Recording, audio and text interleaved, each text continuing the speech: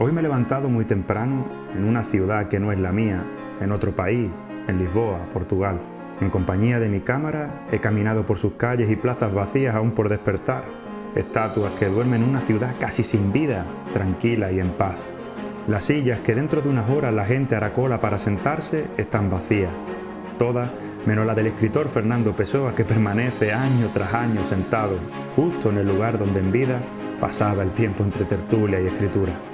Las palomas invaden las calles y picotean en busca de alimento entre las juntas del empedrado del acerado sin que nadie las moleste. Un vagabundo duerme en el portal de un banco, esperando que el encargado de abrir la puerta, como cada mañana, lo despierte. Los puestos de castañas que pueblan toda la ciudad comienzan a humear mientras los primeros clientes se acercan para comprar.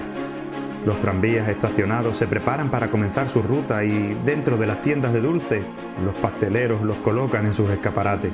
Los camareros de los restaurantes limpian las calles antes de sacar sus mesas y prepararlas para servir desayuno. Y el kiosquero madrugador coloca la prensa del día ante la atenta mirada de su primer cliente.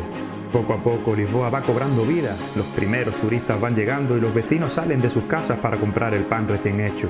En las cafeterías del centro sirven los primeros desayunos, donde no puede faltar el famoso pastel de Belén, y en las calles del barrio de la Alfama, una señora mayor vende ropa de manera clandestina a sus vecinas, mientras el abuelo recoge maderas y las arrastra calle abajo.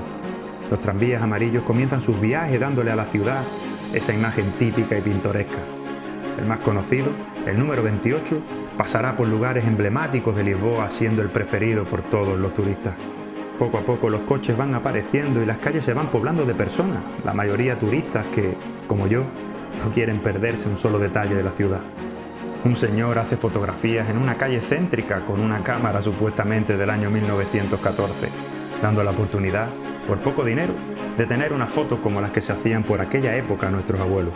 En la Plaza del Rocío, un puesto ofrece vino caliente para entrar en calor y en las tiendas de dulce, los dependientes comienzan su jornada vendiéndolo sin descansar.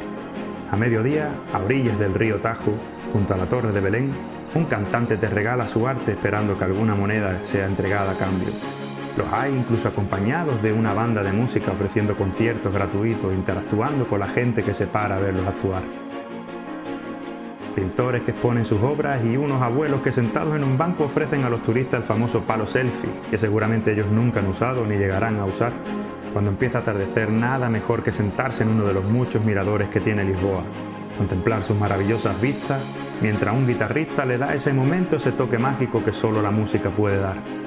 Si Lisboa es bonita de día, de noche y en época navideña parece una ciudad completamente diferente.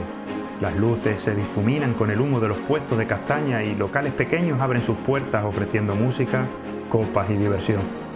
Lisboa tiene muchos monumentos para visitar, pero este día he preferido conocer mejor a su gente.